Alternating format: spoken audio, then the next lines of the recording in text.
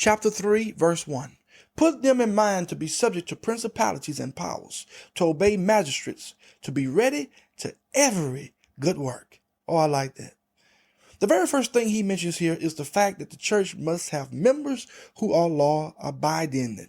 A believer should obey the laws of the land in which he or she lives unless those laws conflict or contradict his duty and relationship to God. And every believer must be ready to every good work. All right, verse 2. To speak evil of no man, to be no brawlers, but gentle, showing all meekness unto all men. Paul tells Titus here to instruct the Cretan saints not to speak evil of no man. In other words, don't talk bad about no one. Don't say nothing about someone else that you don't want to be said about you. Don't spread negative rumors. Don't be a gossiper. Number 2, don't be a brawler. In other words, don't be a fighter. There is a reason why Paul said this. This was a group of unruly people before they got saved. Before they got saved, they loved to fight. So Paul instructs them not to be fighters, physical fighters. In Christ, our battles are not physical, but spiritual. Therefore, we have to carry ourselves in a different way. Number 3, be gentle. Every believer is to always be kind to everyone, regardless of how treated. Number 4, showing all meekness unto all men. The word for meekness is prius, which describes the man whose temper is always under complete control. A meek person knows when to be angry and when not to be angry. He patiently bears wrongs done to himself, but is always ready to defend others who have been done wrong. All right, verse 3. For we ourselves also were sometimes foolish, disobedient, deceived, serving divers lusts and pleasures, living in malice and envy, hateful and hating one another. Now, this is a picture of the unsaved today, and a picture of you and me before we got saved. We were once foolish, disobedient, deceived, enslaved to lust and pleasures, living selfishly and hating others.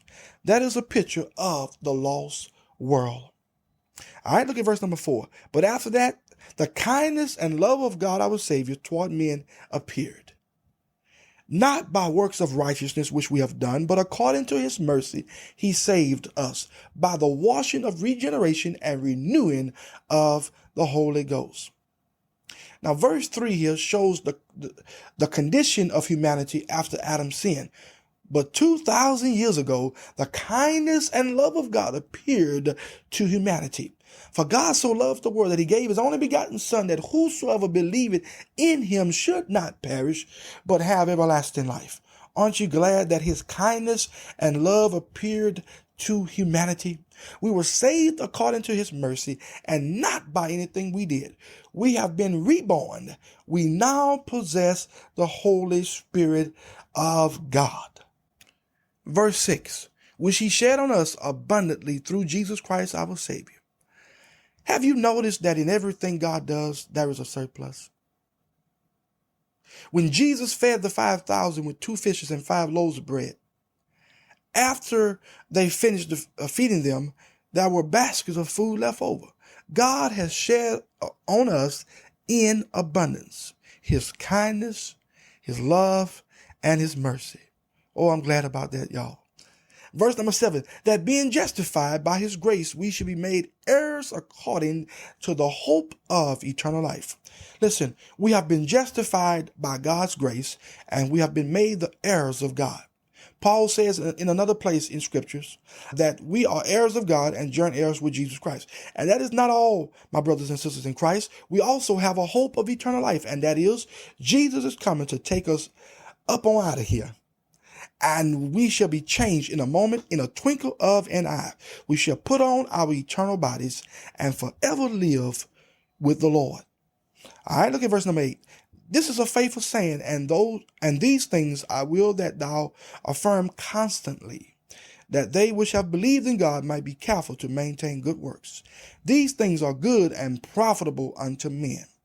Now, God expects every believer to produce good works. We don't work for salvation because salvation is a gift from God. But after salvation, or after being saved, we work for rewards that will be given when the believers stand before God to be judged concerning the things which we have done. We as believers must maintain good works. Paul tells Titus to keep affirming this constantly. All right, look at verse number 9. But avoid foolish questions and genealogies and contentions and strivings about the law, for they are unprofitable and vain. Paul tells Titus to stay away from useless discussions. The Greek philosophers spent their time on their fine-spun problems.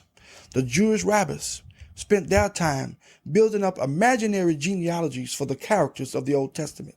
The Jewish scribes spent endless hours discussing what could and could not be done on the Sabbath, what was and was not unclean.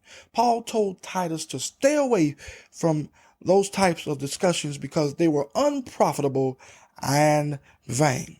All right, look at verse number 10. A man that is a heretic after the first and second, admonish, reject, knowing that he that is such is perverted and sinned, being condemned of himself. Now, a heretic was a person whose opinions or beliefs differed from the apostles' doctrine. Paul tells Titus to separate himself from anyone whose beliefs are in opposition to the word of God.